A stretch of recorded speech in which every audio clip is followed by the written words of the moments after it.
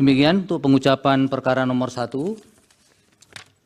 Untuk nomor 2, kami dari majelis Pak Mulia, Bang Mulia, apakah akan dibacakan secara keseluruhan ataukah Mahkamah diizinkan atau disetujui untuk menyampaikan pada poin-poinnya saja? Kalau pertimbangan hukum yang akan dibacakan itu sama dengan pertimbangan hukum yang diberikan pada perkara nomor 01, kami tidak keberatan untuk tidak dibacakan, tapi dalam hal yang berbeda kami mohon untuk dibacakan supaya kami bisa mengetahui pertimbangan. Sebagian besar sama, Bapak. Kalau yang berbeda nanti mungkin pemohon bisa mempelajari secara detail di naskah putusan secara keseluruhan. Tapi kalau misalnya disepakati, kami akan sampaikan karena kami tidak akan memecah pada pembahasan pertimbangan. Yang Mulia, kami mohon kalau bisa kalau ada yang dissenting untuk dibacakan. Tapi yang diusulkan oleh Ketua Majelis kami bisa menyetujuinya. Baik, ini para yang dissenting sudah sepakat untuk dianggap dibacakan. Sama gitu. juga. Oh, jadi ya dissentingnya sama juga ya? Ya. Boleh kami bacakan untuk putusannya? Boleh. Izin yang mulia. Baik. Apa boleh kita izin istirahat sholat dulu? Sebentar sini Pak Ari. Paling Waktunya kalau udah habis yang mulia. Waktu zuhurnya udah habis. ini kalau disepakati oleh pemohon nomor 1 paling hanya 10 menit kami membaca. Mungkin tidak terlalu terlambat untuk sholat. Atau boleh secara simultan ya. Pak Bambang sholat dulu, nanti diganti Pak Ari. Monggo. Soalnya kami juga menghitung waktu itu juga. Silakan yang Mulia. Baik, terima kasih. Putusan nomor 2 garis miring PHBU titik pres garis datar 22 Romawi garis miring 2024. Demi keadilan berdasarkan ketuhanan yang Maha Esa, Mahkamah Konstitusi Republik Indonesia yang mengadili perkara konstitusi pada tingkat pertama dan terakhir menjatuhkan putusan dalam perkara perselisihan hasil pemilihan umum presiden dan wakil presiden tahun 2024 diajukan oleh 1 nama Haji Ganjar Pranowo SH MIP, 2 nama Profesor Dr. HM Mahfud MD SH SU MIP. Pasangan calon presiden dan wakil presiden dalam pemilihan umum presiden dan wakil presiden tahun 2024 nomor urut 3. Dalam hal ini berdasarkan surat kuasa khusus bertanggal 21 Maret 2024 memberi kuasa kepada Profesor Dr. Todung M. Lubis SH LLM dan kawan-kawan, kesemuanya adalah advokat dan atau konsultan hukum yang tergabung pada Deputi Hukum Tim Pemenangan Nasional Ganjar Mahfud yang bernulis hukum di HKN L lantai 5 gedung TPN Ganjar Mahfud, Jalan Kebun Sirih nomor 40 Jakarta Pusat, baik bersama-sama atau sendiri-sendiri bertindak untuk dan atas nama pemberi kuasa. Selanjutnya disebut sebagai pemohon. Terhadap 1 Kebun Sirih pemilihan umum berkedudukan di Jalan Imam Bonjol nomor 29 Menteng Jakarta Pusat. Dalam hal ini berdasarkan surat kuasa khusus nomor 45 dan seterusnya tahun 2024 bertanggal 26 Maret 2024 memberi kuasa kepada Muhammad Afifuddin dan kawan-kawan yang kesemua adalah anggota Komisi Pemilihan Umum dan pegawai pada Komisi Pemilihan Umum Republik Indonesia serta advokat atau konsultan hukum pada kantor hukum Perma Hikon berkedudukan hukum di Jalan Imam Bonjol nomor 29 Menteng Jakarta Pusat, baik sendiri-sendiri maupun bersama-sama bertindak untuk dan atas nama pemberi kuasa. Selanjutnya disebut sebagai termohon. 2. Nama Prabowo Subianto. 1 nama Prabowo Subianto, 2 nama Gibran Rakabuming Raka. Pasangan calon presiden dan wakil presiden dalam pemilihan umum presiden dan wakil presiden tahun 2024 nomor urut 2. Dalam ini berdasarkan surat kuasa khusus bertanggal 25 Maret 2024 memberi kuasa kepada Profesor Dr. Yusril Ihsamadra SH MSc dan kawan-kawan, kesemuanya adalah para advokat dan para asisten advokat yang tergabung sebagai tim pembela pasangan calon presiden dan wakil presiden Republik Indonesia Prabowo Subianto dan Gibran Rakabuming Raka pada pemilihan umum tahun 2024. Selanjutnya disebut tim pembela Prabowo Gibran yang berlama di Sekretariat Tim Kampanye Nasional atau TKN Prabowo Gibran di Jalan Letnan Jenderal S. Parman, Kapling 78 Selipi, Jakarta Barat, baik sendiri-sendiri maupun bersama-sama bertindak untuk dan atas nama pemberi kuasa. Selanjutnya disebut sebagai pihak terkait.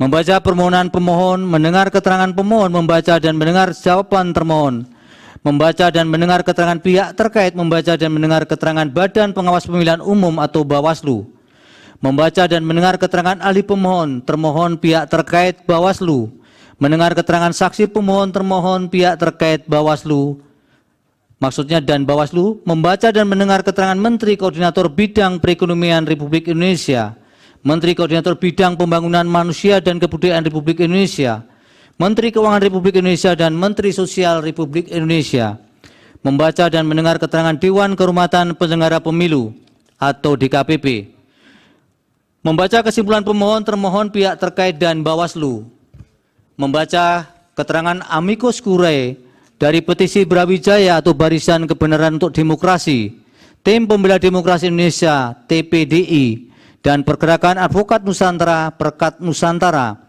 Aliansi Akademisi dan Masyarakat Sipil, Tonggak Persatuan Gerakan untuk Nusantara atau TOPGUN, Pusat Kajian Hukum dan Keadilan Sosial Fakultas Center for Law and Social Justice, Hukum Universitas Gadjah Mada, Panji R. Hardinoto, M. Busro Mukodas dan kawan-kawan, Organisasi Kemasyarakatan Dewan Mahasiswa Jusisia Fakultas Hukum Universitas Gadjah Mada, Badan Eksekutif Mahasiswa Fakultas Hukum Universitas Pajajaran, Badan Eksekutif Mahasiswa Fakultas Hukum Universitas Diponegoro, dan Badan Eksekutif Mahasiswa Fakultas Hukum Universitas Airlangga, Megawati Soekarno Putri yang disampaikan oleh Hasto Kristianto, Forum Advokat Muda Indonesia atau FAMI, Yayasan Advokat Hak Konstitusional Indonesia Yakin, Aliansi Penegak Demokrasi Indonesia ABDI, Stefanus Hendrianto, serta komunitas Cinta Pemilu Jujur Adil KCP Jurdil. Memeriksa alat bukti pemohon, termohon, pihak terkait dan Bawaslu.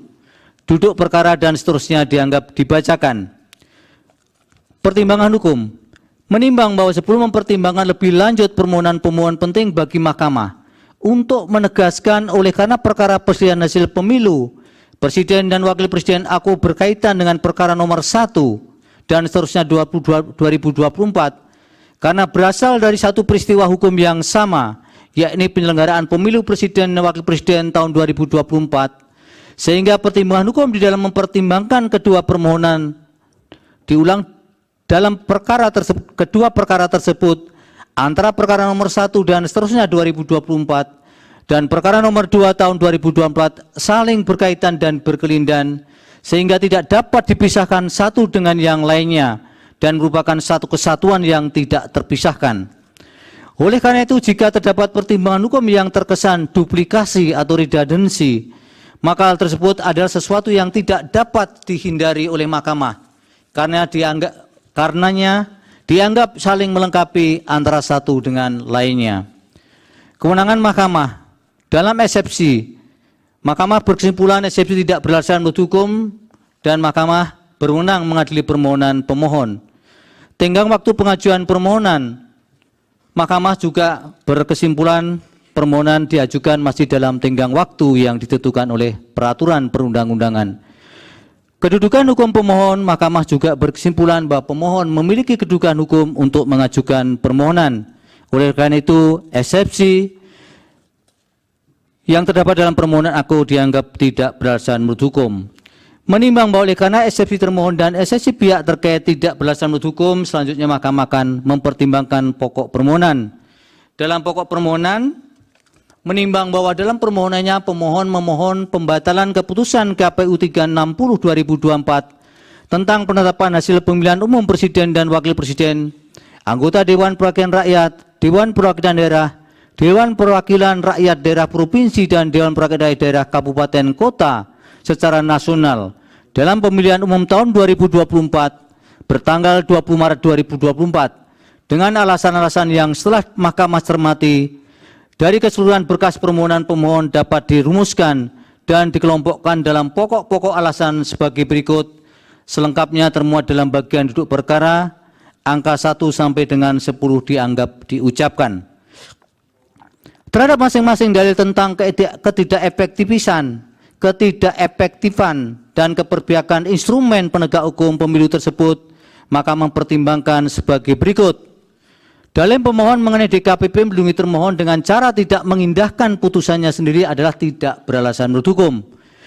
Sementara itu dalil pemohon mengenai anggapan adanya ketidakefektifan dan tidak netralan Bawaslu dalam menegakkan hukum pemilu pada pemilihan presiden dan wakil presiden tahun 2024 juga adalah tidak beralasan menurut hukum.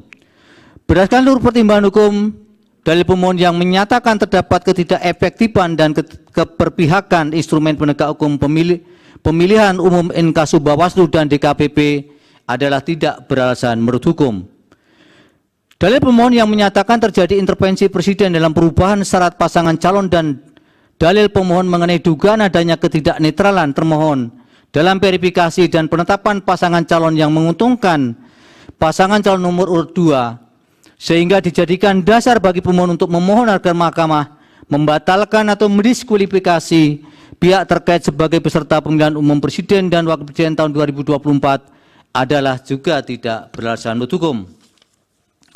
Dalil tentang Presiden Joko Widodo melakukan abuse of power dalam bentuk memanfaatkan anggaran pendapatan dan belanja negara atau APBN untuk menjalankan program bantuan sosial yang dipolitisasi dengan tujuan memengaruhi pemilih untuk pemilihan pasangan calon presiden dan wakil presiden nomor urut 2 tidak beralasan menurut hukum. Dalil pemohon tentang penyalahgunaan automatic adjustment tidak juga mahkamah berkesimpulan tidak beralasan menurut hukum.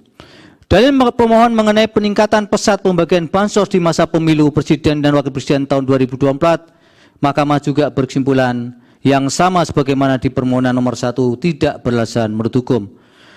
Demikian juga dalil pemohon perihal dengan politisasi yang dilakukan Menteri Perdagangan Zulkifli Hasan dan kemudian terjadinya politisasi pembagian bansos secara masif di seluruh penjuru Indonesia selama periode pemilu presiden dan wakil presiden tahun 2024, mahkamah juga berkesimpulan tidak beralasan menurut hukum.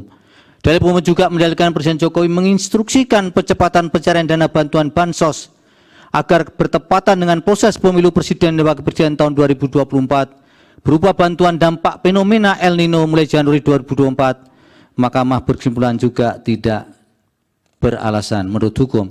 Sementara itu yang terakhir berkaitan dengan penjangkaran atau anchoring ide di masyarakat melalui program bansos pada pasangan calon nomor 2 atau pihak terkait adalah pasangan calon yang didukung oleh Presiden Jokowi juga tidak beralasan menurut hukum.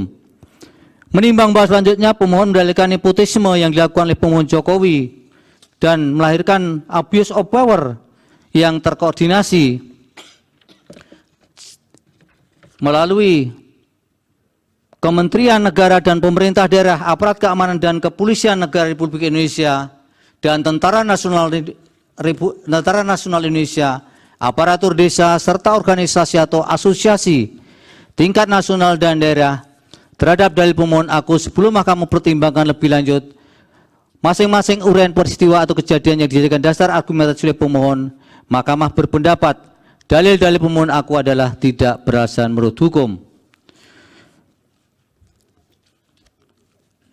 Berkenaan dengan dalil terkait abuse of power baik di tingkat pemerintah pusat, pemerintah daerah dan pemerintah desa yang melibatkan pejabat dan ASN di Kementerian Negara, Kementerian dan pemerintah pusat, pemerintah daerah, aparat keamanan dan Polri dan TNI, aparatur desa serta organisasi atau asosiasi tingkat nasional dan daerah dalam bentuk memberikan dukungan dan keperpihakan dengan tujuan memenangkan pasangan calon nomor 2, mahkamah tidak memiliki keyakinan adanya pelanggaran pemilu dalam kegiatan dimaksud serta korelasinya dengan perolehan suara salah satu pasangan calon sehingga mahkamah tidak mempertimbangkan lebih lanjut. Berdasarkan pertimbangan hukum di atas, mahkamah berpendapat dalil-dalil pemohon aku adalah tidak beralasan menurut hukum. Berdasarkan uraian pertimbangan hukum tersebut di atas, dalil-dalil pemohon berkenaan dengan nepotisme yang dilakukan oleh Presiden Joko Widodo dan melahirkan abuse of power yang terkoordinasi dengan tujuan memenangkan pasangan calon nomor 2 dalam satu putaran pada pemerintah pusat dan seterusnya adalah tidak beralasan menurut hukum. Menimbang bahwa selanjutnya berkaitan dengan pelanggaran prosedur pemilihan umum Dalil mengenai siaran pers aku berkaitan dengan siaran pers yang disampaikan oleh Bawaslu. Dalam perspektif ini atau konteks ini, dalil mengenai siaran pers aku bukan merupakan persoalan yang harus dipermasalahkan lagi, karena sepenuhnya merupakan tanggung jawab Bawaslu dan sebagian besar telah ditindaklanjuti. Berdasarkan uraian pertimbangan hukum, menurut Mahkamah, dalil-dalil pemohon mengenai adanya pelanggaran prosedur pemilu adalah tidak beralasan menurut hukum untuk seluruhnya. Menimbang bahwa berdasarkan uraian pertimbangan hukum di atas, Mahkamah berpendapat permohonan pemohon tidak beralasan menurut hukum untuk seluruhnya.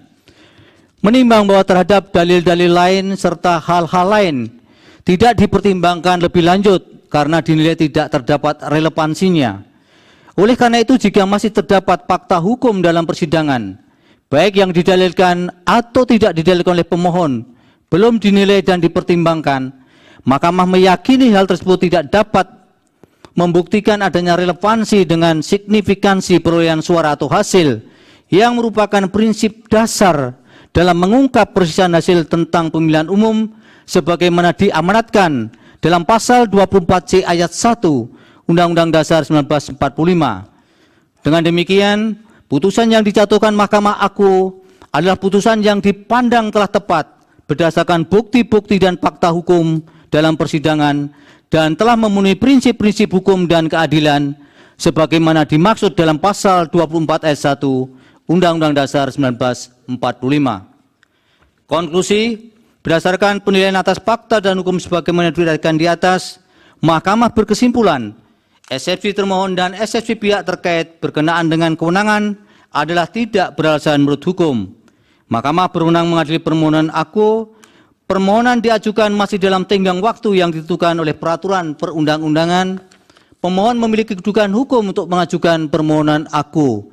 Eksepsi termohon dan eksepsi pihak terkait berkenaan dengan pokok permohonan adalah tidak beralasan menurut hukum. Permohonan pemohon tidak beralasan menurut hukum untuk seluruhnya. Berdasarkan Undang-Undang Dasar Negara Republik Indonesia tahun 1945, Undang-Undang Nomor 24 tahun 2003 tentang Mahkamah Konstitusi, sebagaimana telah diubah terakhir dengan Undang-Undang Nomor 7 tahun 2020 dan seterusnya dianggap dibacakan, amar putusan mengadili dalam eksepsi, menolak eksepsi termohon dan eksepsi pihak terkait untuk seluruhnya. Dalam pokok permohonan, menolak permohonan pemohon untuk seluruhnya.